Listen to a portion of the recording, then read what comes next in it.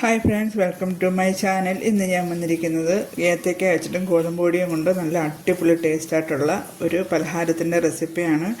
എല്ലാവർക്കും ഇഷ്ടപ്പെടത്തക്ക രീതിയിലുള്ള നല്ല ടേസ്റ്റായിട്ടുള്ള ഒരു പലഹാരമാണ്. എല്ലാവരും ഒന്ന് ട്രൈ ചെയ്ത് നോക്കണം.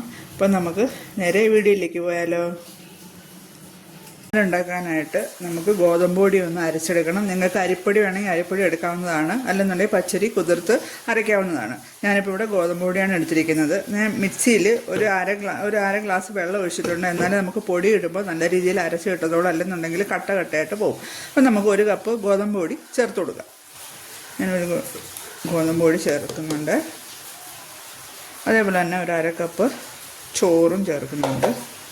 നമ്മളെ പ്രധാന ഇൻഗ്രീഡിയൻസായ ഏത്തക്കയും കൂടെ ഇതിലേക്ക് നമുക്ക് മുറിച്ചിട്ട് കൊടുക്കാം.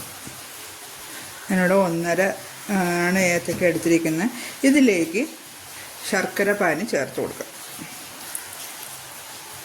ആദ്യമേ കുറച്ച് ഒഴിച്ചിട്ട് ഒന്ന് അരച്ചെടുത്തതിന് ശേഷം നമുക്ക് ആവശ്യമുണ്ടെങ്കിൽ ഒഴിക്കാം. നമുക്ക് ലേശം തേങ്ങയും കൂടെ ചേർത്ത് കൊടുക്കാം. തേങ്ങാപ്പാലുണ്ടെങ്കിൽ തേങ്ങാപ്പാൽ ചേർക്കാവുന്നതാണ് കേട്ടോ.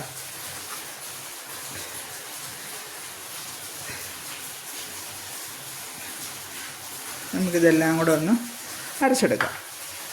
നമ്മൾ മാവ് അരച്ചു നിന്നിട്ട് ഒന്ന് ഒരു പാത്രത്തിലേക്ക് നമുക്ക് ഒഴിച്ച് വെക്കാം.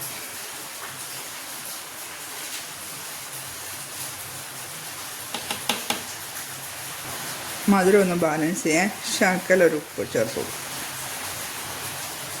കുറച്ചും കൂടെ ഒന്ന് ലൂസാക്കണം. ശകലം ശർക്കര പാനിയും കൂടെ ചേർത്ത് കൊടുക്കും.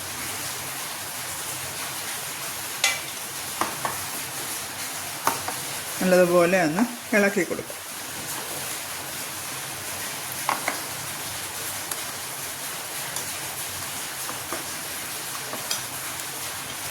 ഇതിലേക്ക് ഞാനെന്താണ്ട് കുറച്ച് തേങ്ങാക്കൊത്തും ചെറിയ ഉള്ളിയും കൂടെ ഒരു നെയ്യിൽ ഞാൻ മൂപ്പിച്ചെടുത്ത് വെച്ചിട്ടുണ്ട്. ഇത് നമുക്ക് കുറച്ചിട്ട് കൊടുക്കാം. അതും കൂടെ ഒന്ന് മിക്സ് ചെയ്യാം.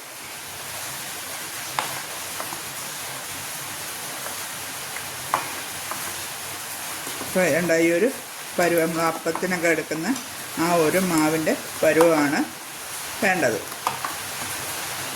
അപ്പം നമുക്കിതൊന്ന് ചുട്ടെടുക്കാം. നമ്മൾ അപ്പത്തിൻ്റെ ഒരു തവ വെച്ചിട്ടുണ്ട്. കുറച്ച് ഞാൻ എണ്ണ ഒഴിച്ചിട്ടുണ്ട്. എണ്ണയൊന്ന് നല്ലതുപോലെ ഒന്ന് സ്പ്രെഡ് ചെയ്ത് എല്ലായിടും ഒന്ന് ആക്കാം. ചട്ടി ചൂടായിട്ടുണ്ട്. നമുക്കിതിലേക്ക് ഒരു തവി മാവ് ഒഴിച്ചു കൊടുക്കാം.